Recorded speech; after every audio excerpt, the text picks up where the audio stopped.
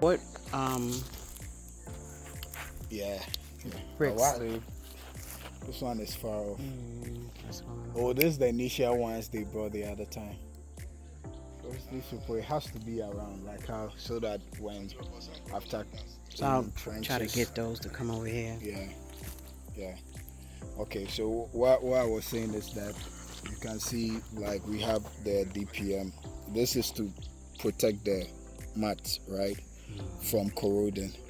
So now you have it in, they'll pour concrete to hold them, all of them, to set all of them out. Then now we'll have the concrete in the trenches, establish all the concrete in the trenches. To avoid waste, can pour the concrete because we have DPC to use. So instead of, you can, if you want, you can use the DPM in all the trenches. That will be more purchasing of DPM because these two will just finish in the trenches. Do I have enough? You have to report to, or like how we've done it for the rebars. Then I will have the concrete in the trenches. Then after one course block, we will have the DPC in them. You get it? I You get have the DPC in them. Then the block work will come up. So you can see that the land go this way. So we establish the levels, and in the block work you have a high. And a lot of people don't do pumping tests. What you do first, you do your geophysical survey, and the geophysical survey, it has different parameters, right? We have one which people use, the resistivity method. Water has a very low resistivity value. So when you use you can use the ADMT2 or use geophones, sound, then you get the values. So if you are reaching a lower resistivity value, it means that there is definitely an affinity for water. So when you do the hydrogeophysical survey, that's when you drill. So when you drill, then now you construct your borehole. It's different. So what the machines that they use is air percussion drillers. So that uses the air. It has the drill bits. Then you drill. So when you drill, you construct your borehole. There are different ways of constructing it. You can do a full construction, which you have a bill plug, you have your screens, you have your pipes. Then you develop, you grout it, you put gravels in it to cleanse and purify the water, and you go.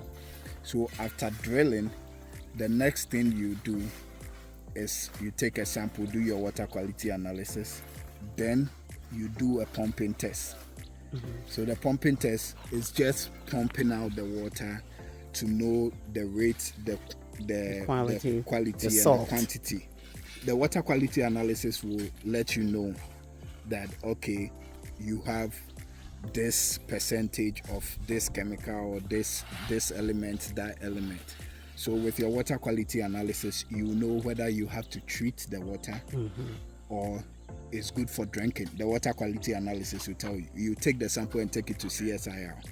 So the water quality analysis will tell you if the water is good for drinking, if you have to treat it. And with treatment, there are different methods.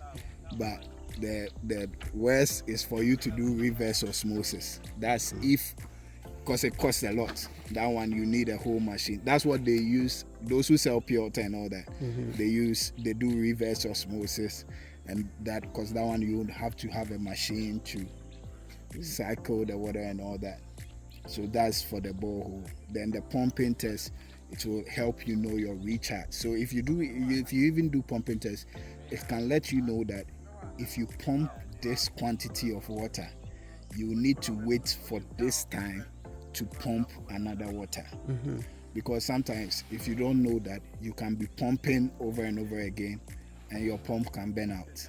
And sometimes because the whole thing is that when you drill the borehole, you hit an aquifer. There are different types of wells as well. So when you hit an aquifer, sometimes the reason for a good hydrogeophysical survey is that sometimes it could be just a fracture in the ground, in the water table or in the aquifer. So it's a pseudo wall that you think that, oh, you've hit You water, hit it. but you've not hit it. Then now, after 6 months, 7 months, the water dry out and you realize that the borehole that was drilled for you was just a false one. It was done right, but then what was hit was not good. And sometimes you can actually hit it. We have something called an artisan well. That one, when you hit it, water flows over and over. It doesn't stop. That one where you hit it. So ground conditions differ, right? And sometimes you can drill a whole borehole for 100 meters and it's dry. There is nothing. A lot of parameters determine what can be done. So when you treat it, you have your borehole and that's all. What I always advise to is that when you do your borehole, dependent on the horsepower of pump you use, that also factors. Because if you are using a 1.5 horsepower, 2 horsepower, that also changes the price. Then now, so the best one obviously would be the higher. Yeah, price. It actually depends. You see, so for certain things, if me, I don't have maybe if you get a 2 horsepower, it will pump more. It's good. It's a higher power. But sometimes it's like being in a room and the room is small.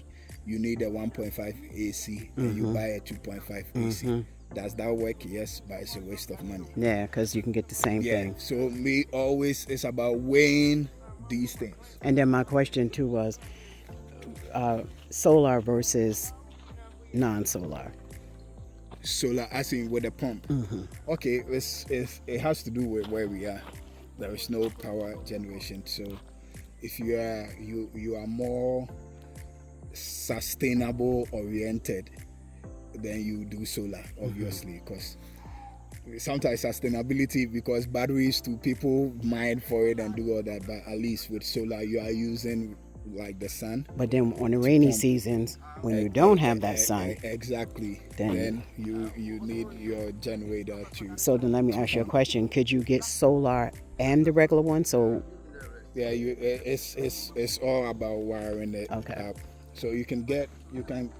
So for me, I think then the solar wouldn't work because the rainy season I'll be fighting. And the whole point is that you have a 6,000 liter tank, so you can pump the water when it's filled up. That's it. So it goes down, then you pump again. Or the other way, you have to be pumping every single time. And then it's just me. So how much water am I really using? Yeah. And then the other way is if I got the solar, when we do have the rainy seasons, and that just depends if you wanted to buy the water as we've been doing. But I think because how long is the rain going to go without the sun? Well, the good thing is that in Ghana, like you see, it can rain, and then the next minute the sun is up. It's not like it rains and you don't have sun up the whole time. Okay. So then solar might be good. Yeah, it's a good option also. It's a good option. You just have to weigh it in cost, and it's certain things sometimes boils down to preference too, or workability of things. Because I can do solar and then still buy a generator. Exactly. If it's not working. Some Ghanaian will say for shaggy reasons. Right. And then we'll be able to use both. And I guess then even with that like you said, it would be the wiring process. Yeah. How they would do it. Okay, so let's get to this.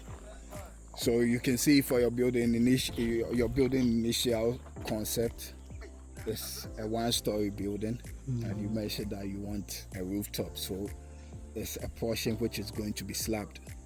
However, you can see that all your rebars are 16 mm rebars. We are setting out the columns so that they can pour concrete in the columns to hold them. Then when that is done, we'll now pour what we call blinding, because this is the natural earth. So now you blind it with the concrete. Then now you can start with your block work. Natural earth, you have capillary rise issues and all that. So always we ensure that we put in the measures, that's applying the DPM or DPC in areas where they are needed. And in applying this, sometimes you have to be economical as well, else you end up buying DPM. DPM is good, but the whole concept of having a DPM is to serve as a barrier, to stop water from penetrating or the capillary rise from coming up. Okay, you can see you have a very good soil material. Yes. Here. So under normal circumstance, what we normally do for any building is to do a soil test. The reason why you do a soil test is to know the bearing capacity of the soil and the foundation design that you need for your build. So we have different types of foundation. What we are doing for you, these are isolated parts. Isolated. You can see that this is isolated from this. It's isolated from this. There is no relationship one way, or physically you can see that there is no relationship between this or this. This is a standalone. This is a standalone. That's a standalone. The other type of foundations too is called strip foundation. That one, like how you have it here, you have reinforcement in all the trenches going. We have one that is POW, different. So the type of foundation or the type of building or load or the bearing capacity or soil type you have will determine the type of foundation you do. And every type of foundation has its own cost implication. So when you do your soil test, you mostly know that, okay, this is your bearing capacity. Then with that, the geotechnical engineer would advise the type of foundation. When it gets to that, then now what is already drawn in your drawings doesn't hold. It's what the geotechnical engineer says that holds. So you can have, in as much as it's not even a story building, you can be on a land where the bearing capacity is very bad, is so bad that you need to implement POW, running POWs. Like places like Nigeria, their bearing capacity is mostly bad. Most of their buildings, they have to run POWs, even for buildings which are not story buildings, and that's lots of money to do. Now with your build, you can see that we've established a depth. I think I'll call some areas you have it's like steps. Yeah, 1,000. Some areas you have 700 millimeters in depth, and you can see clearly that your whole land is lateritic. It's good because these are the materials that they use for backfilling. So even sometimes after your geotech, they will tell you maybe you have to backfill you have to do a hardcore backfill. You have to backfill with laterite. Sometimes you have to backfill with boulders. Those are rocks. You have to backfill with boulders because you need it. Sometimes after everything backfilling, you need to have your plinth beam, or what they call ground beams. You have to have your plinth beams in there, and sometimes you have to put a BRC mesh on it. It all depends on the situations. There are places you have seismic activities, earthquake activities and all that. That one also would determine the type of foundation you do. There are areas where you have to do a whole retaining wall because the place is not good. It's not, so that one, like how you have your reinforcement here, this whole place will be reinforced. This whole place will be reinforced, and everything, instead of the block work, it will fully be concrete with reinforcement. So imagine how much that foundation will cost. That's why mostly when I saw this, I was like, look at the ground. Yeah, that's why mostly when you are costing for substructure works, they make it provisional, because you don't know what is underneath there. You can, contractors, they always cost substructure provisional, because you can lose money, you can gain money. Where you gain, you gain. Where you lose, you lose. Because you can go to a land, they have groundwater pipes there, they have things and all that. You've cost already, you don't know, you have to do it. So always substructure, they make it provisional, a provisional sum, so that you know what you are doing. But this, you are here, you know what is going into this. And I always advise, like example, I would say, I saw on your YouTube about the depth. People were talking about your depth of excavation and all that. So as of that time, we're not done excavating the depth. It's for our way of implementation, which we're doing a manual labor, and how these places access to a backhoe, and it's quite difficult and it's costly, because moving it here alone is cost. And after that too, they take, because when we did the other one like this, they took 8,000 cedis for coming and excavate. Then after that, you need manual labor to excavate the bases. The backhoe doesn't do this. It's manual labor who does it. So then you end up, if you take a backhoe, you can end up, though it's day spent, you would have ended up paying 10,000 cedis. In addition to In addition to this, to the labor, to paying manual. 10,000 cedis. Right? So sometimes too is we are looking at it. Time is still money. So with that, you could have done that in 2 days, but with this, it takes longer. But when it's done and the work is going, there is no dependency on it. So as you've done it now you can see that everything is well established. We can go on further. Now with and another thing too, like with casting of concrete for blinding, we have different grades of concrete, and the grades of concrete is per the mix that you do. So we have C15, C20, C25, C30, C40. Now the whole thing is that, because sometimes I see certain comment, I'm like, if I'm doing blinding for you and I opt for C40 concrete for you, it's good cement, everything is good, but it's a waste of your money because it's blinding. There is no need to mix a C40 concrete for blinding works because you are just blinding the earth. You need like C15. So where, like, let's take it for example, like the building you are doing, we are using 16 mm rebars. If we use 25 mm rebars, it does nothing to the building, but it's good. It's just a waste of your money. So always where you can do what works, we just do what works. But the most important thing is that we always have to make sure that we are not wasting your money. Right. You get what I'm saying? That's important. That's important. That's the most. That is real important. So you can see this side. You have a very good bearing capacity. You can see that we have excavated here. This whole side, you can see it's just filled with rock. That's why there is a step down to here. Because when you can't I can let them bring an axe to try excavating this area. It's rough. It's hard. Yeah. So that's I was out here, Marvin. I know. And you can, when your footing walls start coming up, you can see that to have a level ground. I'll bring my bush level tomorrow when you start to show you. When you are looking at it in the eyes, you can see it's a slope. It is. But when I bring my machine and I show you the difference in depth, you wouldn't believe it. Because what you are seeing, like, oh, it's just a slope. It's high values in depth. So that'll be like the brick yeah, up. It's going to brick. go up. I've seen it similar to over there. Exactly. Secondly, it's because of where we are positioning the house. So you can see that this side has a much higher elevation. This side has a much higher elevation, so the block work will come up, but it wouldn't come as high as this side will come up. But at the end of the day, what we want to establish is that before we cast your oversight, it should be on a leveled ground. Because wherever your oversight is, that's your floor for your building. That's it. So and I don't want my tables to be columns. Rolling down. No. It's going to be on a level ground. So these are the starter columns.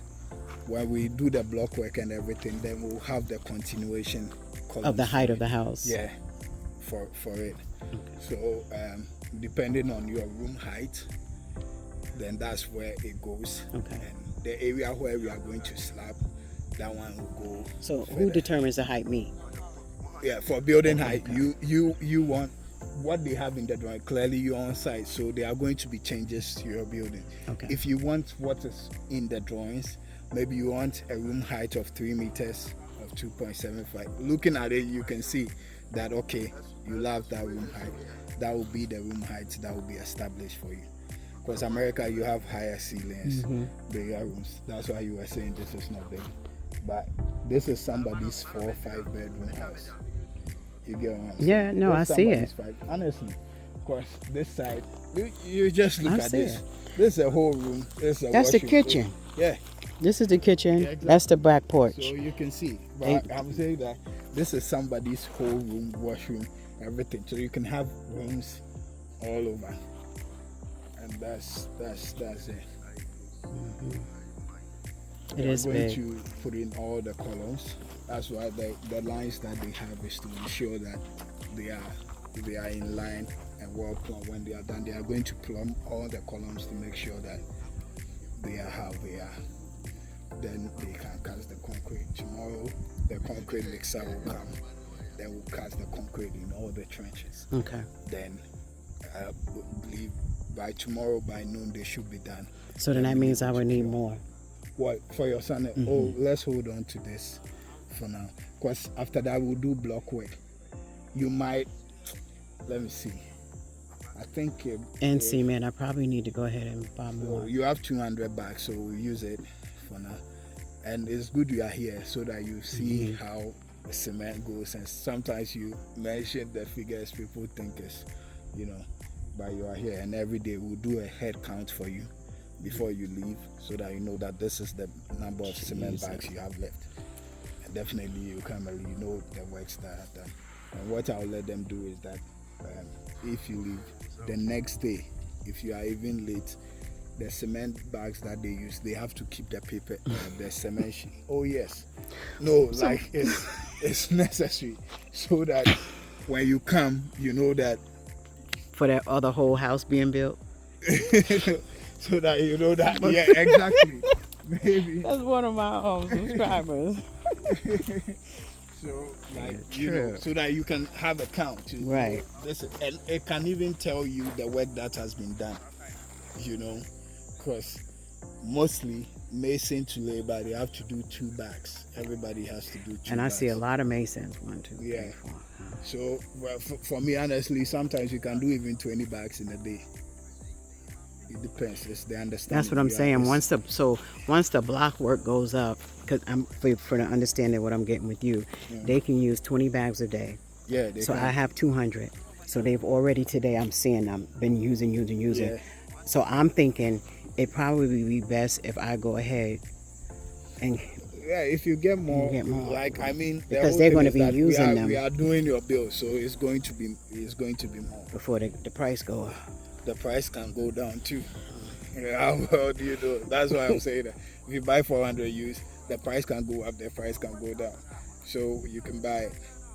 But then sometimes too, when the cement bags are there a lot, it's, you just have to 200 bags so that you know what. Because if you buy 400 bags and I'm using 100 bags to build my house, how would you know? Because it's there a lot. I can take 100 bags. Take what I want. But if it's there, like you are keeping track, and everything is. So they are going to pour concrete in all these trenches. And the cement, these. The blocks. And I know that, they've been telling me that the longer you have them, the more they cure. Yeah. So in curing process, concrete loves water, right? So if you want actual, like when we are doing projects, actual proper engineering, every concrete you need to cure it, and it has a number of days it cures. So like maybe after your oversight concrete, by that time your borehole will be up. Right after your oversight concrete, we'll be pouring water on it in like afternoon, evening to help it cure. When you do that, concrete loves water. So when you do that, you will not be seeing cracks on your concrete and all that. Okay. Because it needs the water to cure it well. Without water, the whole sunlight and everything takes the water that the concrete needs to cure. Then now the concrete. Do I need to mix? Because I'm only asking because somebody in the comments said something about mix something with my cement to make it. Yeah. So what you're saying is an admixture. We call it an admixture. So concrete, you can add different chemicals to it to suit you and what you are looking for. So there is an admixture for waterproofing to reduce sulfate action. There is admixture for that. Admixture.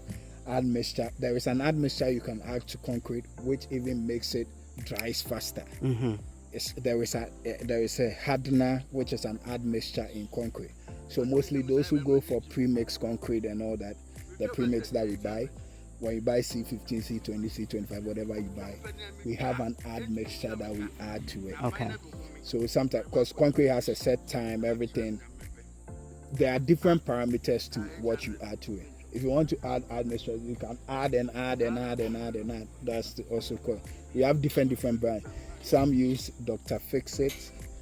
We have from Sika. We have from MC Boshin.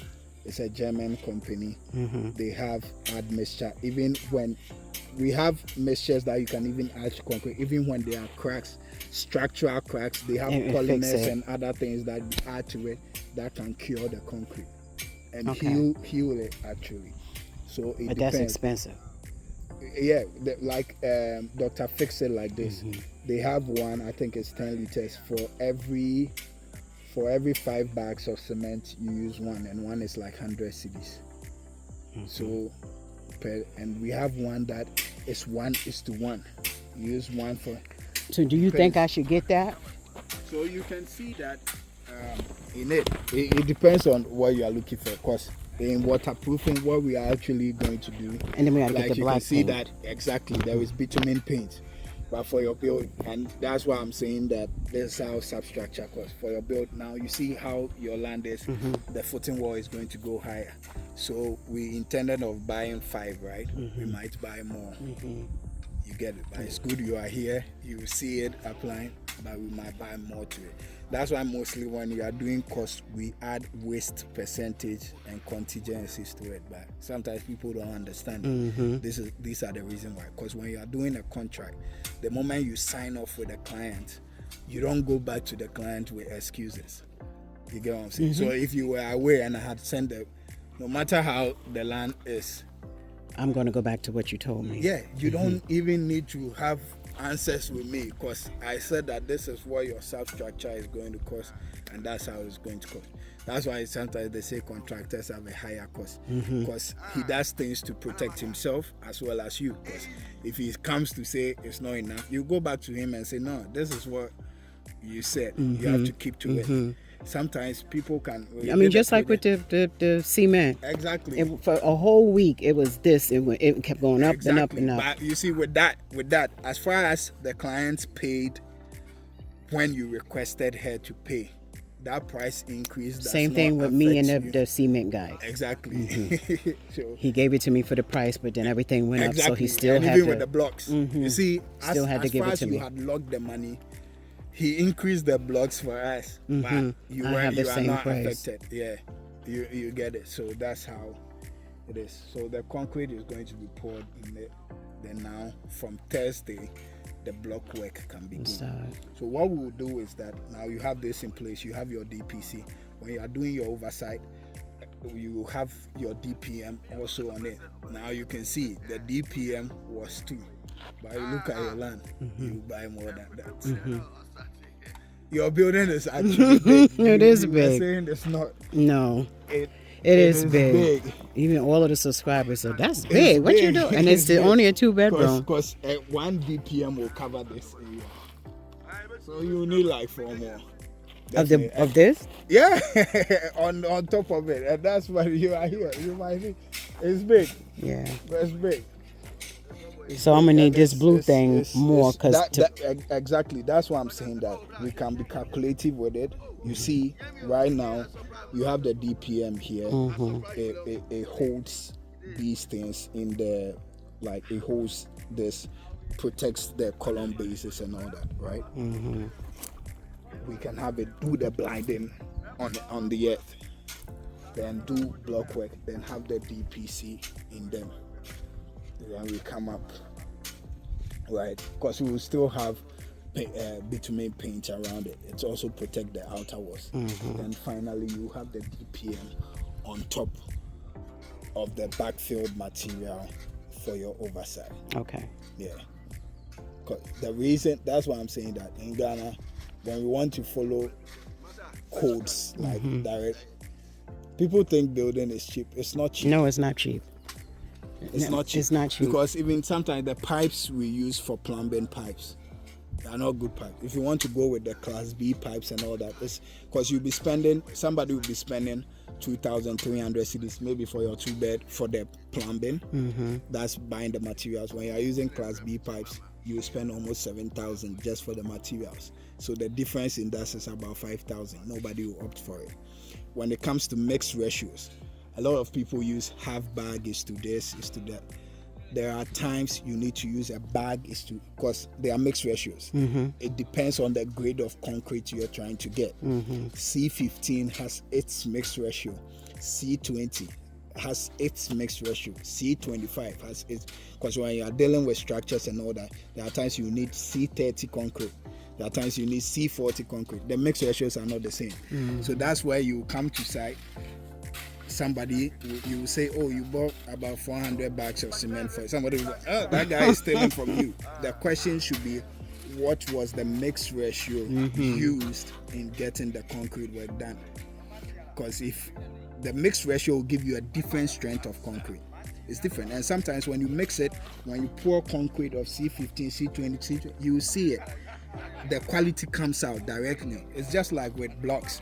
When they are doing a good blocks, the quality will show. Yes. When they are doing bad blocks, after curing, because when you mix concrete on the ground, it's everything is the same till it cures. And that's why what we normally do when you do concrete, sometimes you have to do slam tests. If we are doing everything book by book under normal circumstance, like the concrete they are doing like this, we have to have cubes. Then we take the cubes, put samples of the concrete, and after this we have to go and test them to make sure that it's the exact strength you need. You see, so sometimes everything boils down to do the right thing, but where you can save costs, you save it. Right. And where you don't have to compromise on certain things. That's the same thing. When it comes to structures, rebars, when you need high tensile, you have to go for high tensile. And the truth is that Ghana, we have a lot of things which are not standardized, right? Even with blocks, we say we have 6 inches blocks. If you want to use the actual measurement, sometimes it's not up to. We say we have 16 mm rebars. Sometimes when you use a caliper to measure, it's not actually 16 because it's mild steel. It's not standard. High tensile steel will give you standard measurement. 16 mm is 16 mm. So I don't like even using 12 mm to work because now it's more like 11 mm. So if you stick to 16 or sometimes 14, and even people don't even put column bases, they'll tell you, oh, it's not a story building, so it's not needed. It's needed because it's how can you have a leg and you don't have a foot? How can you stand? You need that. So we implement the measures as much as possible, but where you need to, tone down without compromising is the very important thing. You do that to save the client cost, and where you don't have to, you do it. Other things, because for me, when you say we should use 20 mm to do this, we can use it, nothing will happen, but it's a waste of your money. What load is coming on it? You get what I'm saying? Especially for me with the one level. Exactly. you end up spending 350, 400,000 on your substructure for a superstructure, because this is the foundation. It costs a lot. When it gets to your superstructure, what would you buy? It's just continuation of these columns. How many 16 mm would you buy? The most expensive thing is this part. And then the roof. Because substructure, you have to do it well. So it's expensive. Well, under normal circumstances, you can have planes beams on it, have BLC mesh, a roll of BLC. Tio, BLC mesh, the roll be how much? Or you forget, the last time we buy. How much? Yeah, that's a roll of BLC mesh. So let's say we are rolling BLC mesh here. Then now you have to have spacer blocks. The spacer blocks, like now these ones, the spacer blocks will allow for concrete cover, more concrete. So you have all these things in place. We are good. Of course, you get what I'm saying? Yeah. So that's how it is literally. So with this, they will put spacer blocks and stuff. It's coming along. So you see all your rebars. I think it might. Yeah. So when it rains, it's going to be worse. But for here, you wouldn't have a problem with getting water. You are here, you see, right when they drill, because there are anthills here. An anthill is an indicator for water. And the topography of the land also tells. So drilling by you are here by 45, 50, 60 meters. I'll have water. They should hit water. And that's it. And you have a good flow of water. forever. Borehole is good. You can have water flowing. Water in my plants and everything. Forever. Yeah. So with the plumbing for the borehole, you can have. So with the plumber, is that in addition to the borehole? No. So the borehole, they just drill the borehole.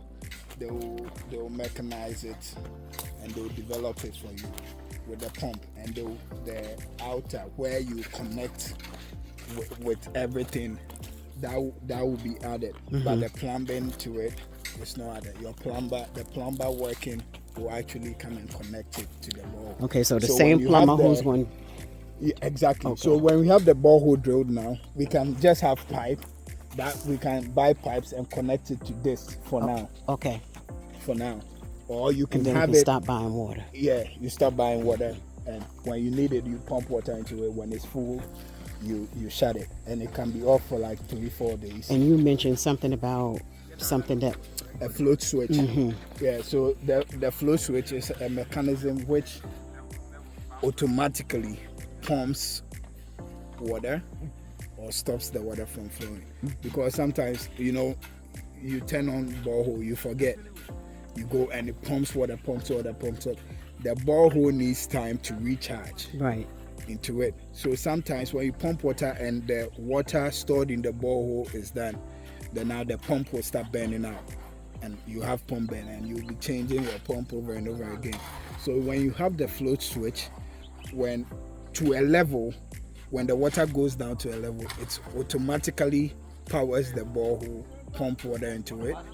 And it's not expensive. I think it's like 80 cedis or something. Well, I want to get that for the flow switch. But getting the breaker and other things, you add to it and you do it. That's it.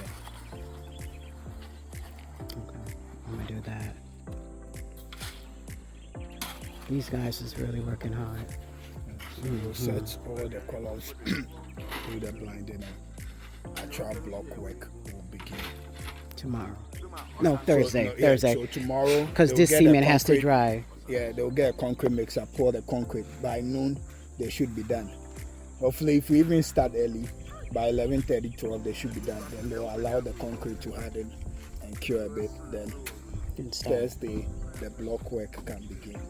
By Saturday, you should have an appreciable level. And I've been watching videos, so I think I can help them lay some of the blocks. Been watching the videos. I'll be out here laying stuff too. Yeah. Thank you, Jesus. You have it. You can see on the So this one, like 3 days ago, I had a meeting with a client. She wanted us to. We made a stairs for her at the kitchen, and she wanted us to take it out. And I told her it would depend on her land. So you can see that accessing your kitchen from here, you need like some 3-step or 4-step. Yeah, because exactly. If you don't want that, it means you have to backfill the whole land, and that's lots of money. So and that's we have nice ways of doing steps. You can do a floating step for you. You see, like the East Legon Hills project. That was nice. Yeah, we can have it for here. Put some nice lights in it, or you don't like lots of light, but something nice, The lights float stairs. You enter your kitchen. That was nice. You have it. So that will be the front too, then. Yeah, the front too.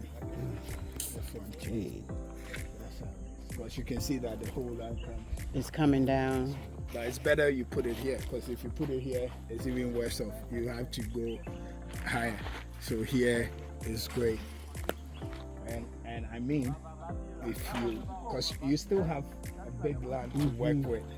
So I could put 3 more houses. Yeah. So you can, you can, in your mind, you can block off your land here, so that everything will be concentrated around these areas. Because else, you have a big land, you can scatter things around. All over. So, in your mind, you have future development, you can keep it here.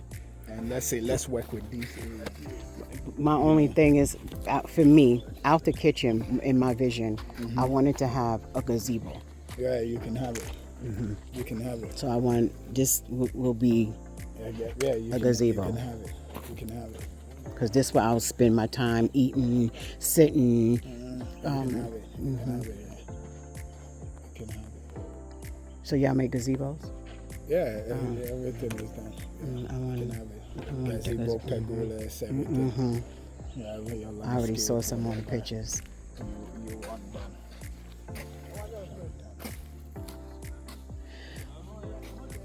But I'm happy. Yeah, I think that everything is coming along. I And think the so reason why too. they have the ropes in there, you see, we did the formworks, have the grades on them already set out. So any measurements they need, they go to the board. There is nail there already. They put it out. So everything is in line. It's coming. So let me ask. Can I just put you on this camera real quick just so they can see my contractor to see who's doing all this talking in the I background? want to be the invisible man. Okay. But he looks awfully handsome today. He got his hair cut, smelling good. Well, you wanted to ask something. Wanted to show you. They hear your voice all the time, but they see you running in the videos. Because I'm like, that's Marvin running. Mm-hmm. In an eye out. Also. Mm-hmm. So you see, like we are doing the isolated parts. The reason why we have block walls as partition walls, they become load-bearing walls, so that when you backfill, it can actually hold the backfill imported lateral material that is coming in. Because if it's open like this and it's just on the outer walls and you backfill, you compact, they'll break off. So you have them like this to hold the lateral earth pressures and everything coming in. So when you, like these columns, when you do the block work, you cast concrete in them. They are connected. It becomes load bearing. So when you backfill, the block works are no more partition walls but load bearing walls that will help the load that you are backfilling. And the normal circuitry, sometimes they can have like frame structures. You have the isolated parts come out. When it comes out, you just backfill on the outer walls and you are going. So even with the backfill, I can use that. This topsoil is not lateritic. You see what you have here? This is lateritic. Okay. So you can, what is here like this, you can use them. The topsoil was more clayey. So you can use, like when you are spreading, before you level out this area, you can, spread it, and it still have the topsoil nutrient that you can use. But this is not ideal for backfilling. If it was like this, it was like this around, your money was saved. You wouldn't need to buy, because clays are expensive. When you use clay in backfilling, it's not good. It's not a good property. Clay with water, with everything, is not good. But the lateral, when you do that, when hopefully right when you backfill, it rains, it becomes compact. Then we'll do a 2-layered compaction method. So we'll backfill to a certain level, then we compact. We compact to make sure it's compact. Then we do another backfill and the rest of it. Then do the final compaction on it. Then now you can have your plumbing works done. Then we'll put our DPM on it. Then you cast the oversight. So it's called oversight or mass concrete. Depends. You do your oversight concrete or your mass concrete, because that doesn't have reinforcement in there. If it had like BLC mesh and all that, you call it a reinforced concrete. So you have your oversight concrete cast. Then now you have your floor. So right when we cast, we'll cure the concrete by pouring water on it. Sometimes what we do is, you see that cocoa sacks, we can wet it with water and put it on. But imagine buying cocoa sacks for these. It's very ideal, it's very good. That comes to preference. Do you want me to do it? Okay, fine. One cocoa sack is about like, I think 20 or 50 cedis. So you buy per the number that will fill this whole ground. That will mean we buy the cocoa sack, wet it with water, and put it on for a number of days to cure the concrete. And now we can continue your block work. Okay. But what we do sometimes, as the work is going on, we first, after the oversight is done, we pour the water on it to help it cure. And as we are doing the block work, they'll be pouring water. So in the afternoon, they'll pour water. At that time, you have your borehole, so we have water. So You just get a hose, they pour it on it. And when they cast the concrete, the columns and all that, they'll be pouring water on the concrete. That will help it cure. So you have a good concrete done. Yeah, but this is it's going to be solid. That stuff is hard as is hard. Yeah. So that's full the of rock. main thing, because if your overburden is rock, that you know what the Bible says. You build on a good rock, and you don't have a problem. There are places where it's so good that depending on the load that is coming on it, what they do is that they don't end up digging even deeper, more than 600. They do a straight foundation around it and they start building, because they've done the soil test. So soil test, we have different methods of doing it. We have DCPT and SPT. The DCPT is the conventional way of doing it, where you hit blows into the soil, you have your chart and it tells, but at the same time you look at the lithology of what you have. You can tell that, okay, this is quartz, this is granite, this is shale, this is that. You know the properties, you know what it can do, and with the blows and with the chart, you can determine the bearing capacity. The SPT is like how you see, even with borehole, the reason why, me especially, when I'm doing boreholes, I do logging for it.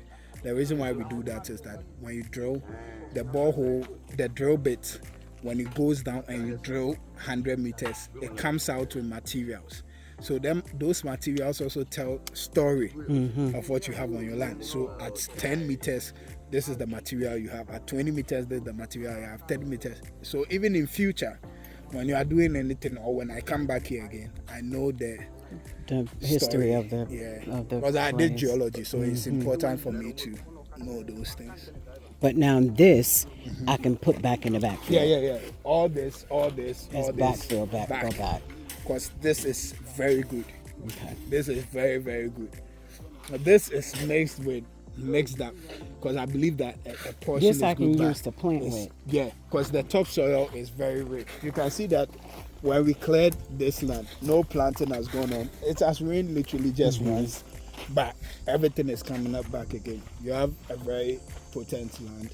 It's good, and anything. And this is Ghana. I mean, you can even throw tomato seeds around it, and they're gonna grow. They grow. So anything you plant. So like how you see like the hill going down, you think I should take some of that to fill up? Yeah. So down there, you can do. What you can do is cut and fill, literally. But remember, when you are cutting here too, you can cut some portions to fill some portions, and you can backfill. And sometimes, depending, you can control how the land is and leave some portions like how they want to be. It actually boils down to your vision, what you are really trying to, what you are looking out for, and what you want to do. Because I believe when you do planting here and it rains, the runoff will come this way. So that also helps. It helps, but it might not, because you don't want it to drown. Some plants can take the water. Okay, some cannot. Some plants are not good with water. So then that was it depends on how you know. I was thinking about doing raised beds for some and ground for the rest. Exactly. So that depends. And then if my animals. Your country. Don't play. Where's it? Look. Remember the other time. I don't want them to. I put rocks around it because I don't want them to smash it. Hopefully it's not salt water. You can use them to water them. But they said these are all weeds. Yeah, these ones are weeds. I'm looking for your country. Oh yeah, you put rocks around it. It's for nobody to run it over or anything. Yeah. Imagine, my father said, I said, if it's my land, one palm tree, and that. Everything was cleared off, and one palm tree. We weren't even thinking about it. So this was my land. Yeah. And I'm gonna put some water on it today. Some water. I was supposed to do it yesterday, but I was trying to keep it covered. Well, it can come out beautifully, and it's a landmark for you. This is my one. Well, it's not gonna be my one palm tree. I'm gonna get more palm trees. But this like a landmark, a reminder of my palm tree. Promise with God, basically. Said it was my land. That was crazy. Let me turn this off.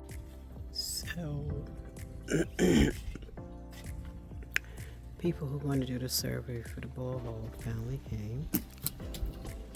That's those people down there.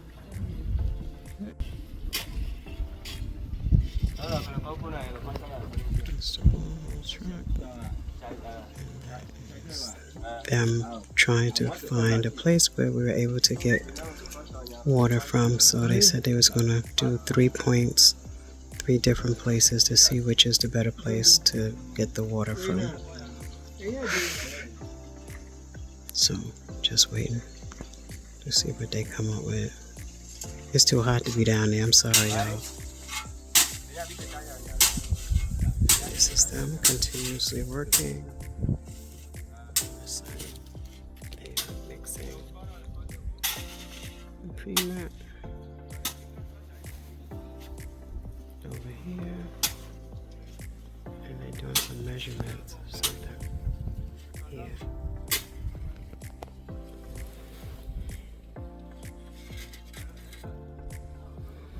So progress is going.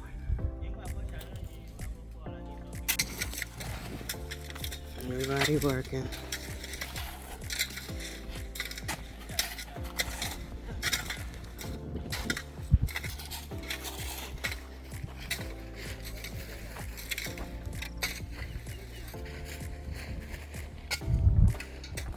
They need to get more of this or what?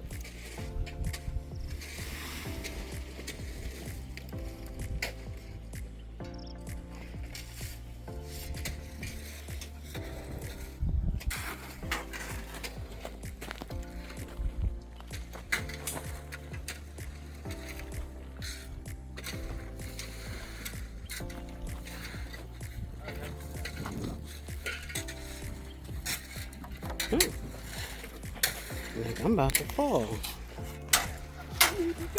I know. About to fall in here with the stuff.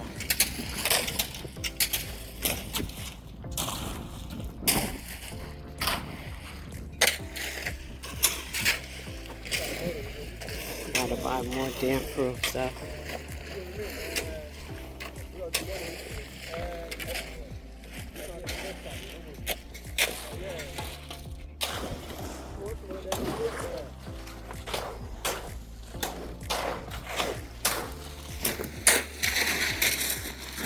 Cutting.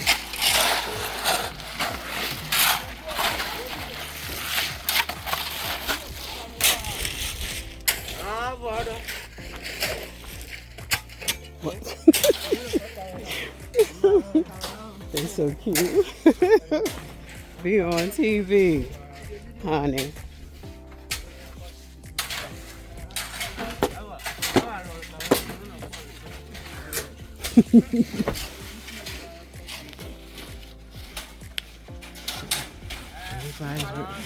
Right. Look, they want to be on the TV now, honey.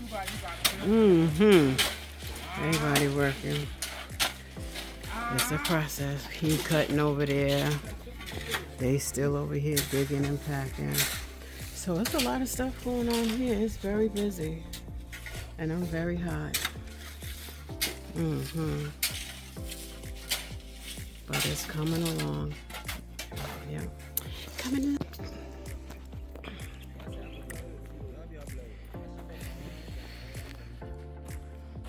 Okay. It's the end of the day.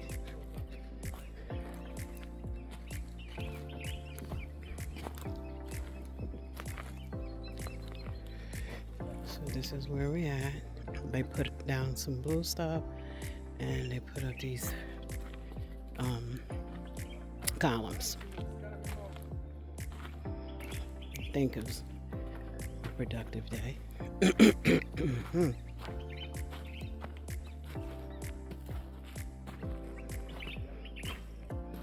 Just showing you guys what's going on here. And they just bought some more DPM because we needed more. So they will be fixing whatever is needed tomorrow. We just got it like 5 minutes ago before it's time to go home. So I just put it up. and they'll start back tomorrow. And they started putting cement here.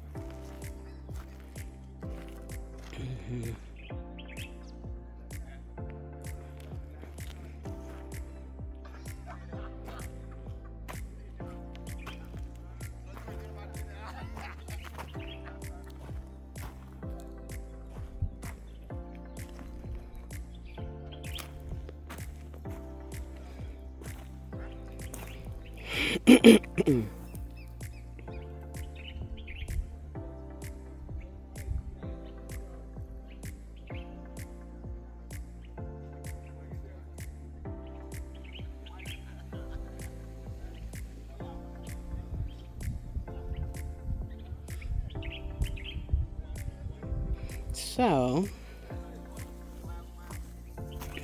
this is where we're at.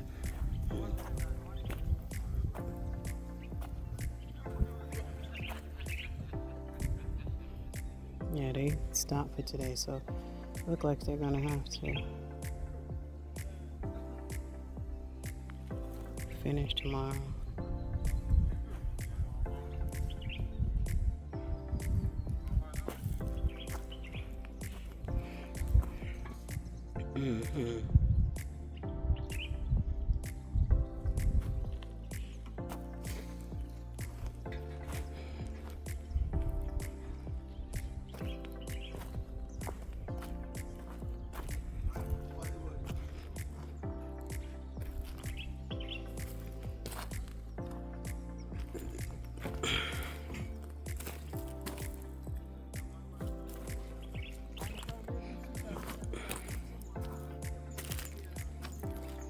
Yeah, they ran out of the cement.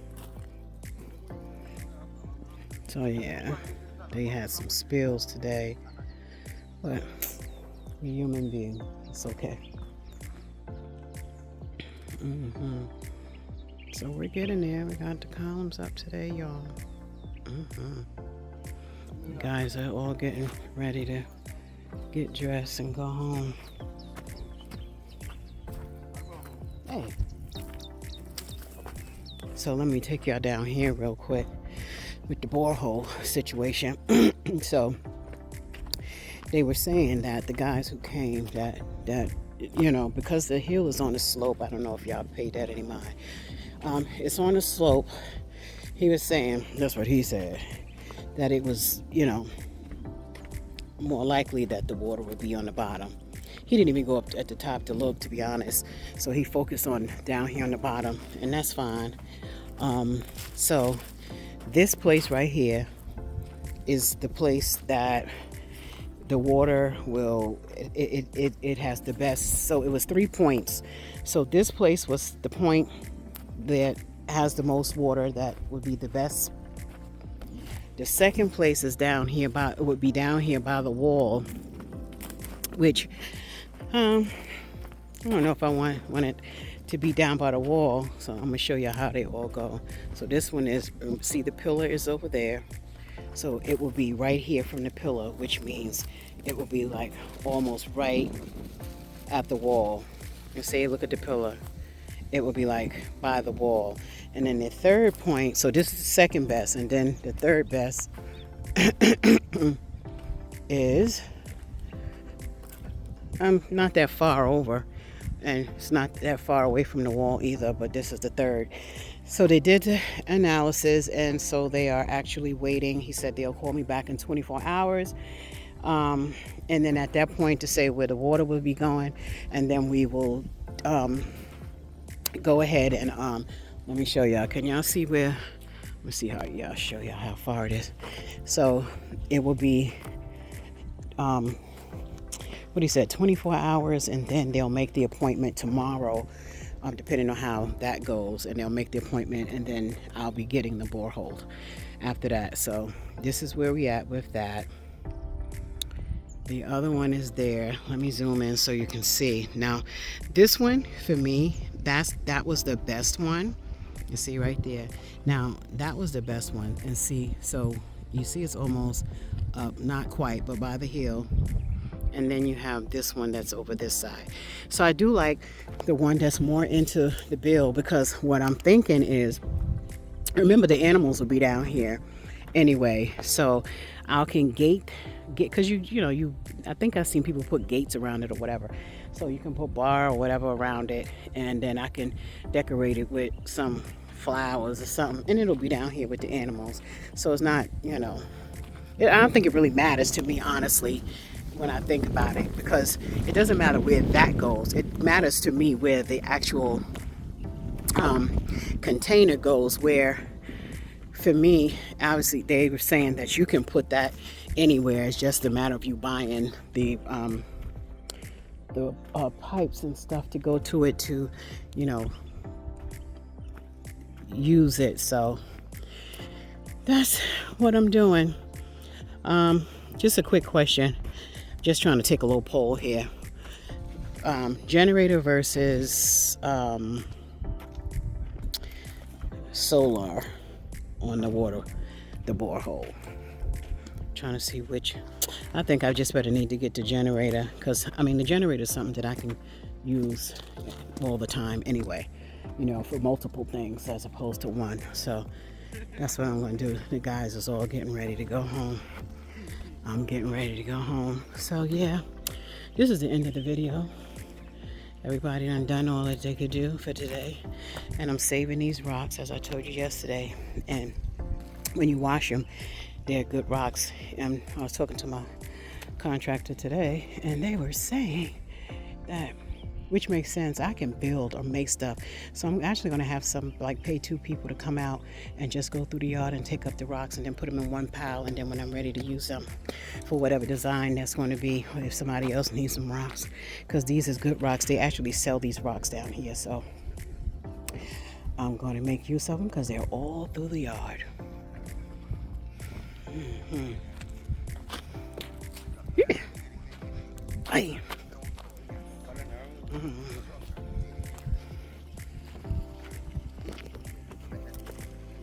Oh, everything.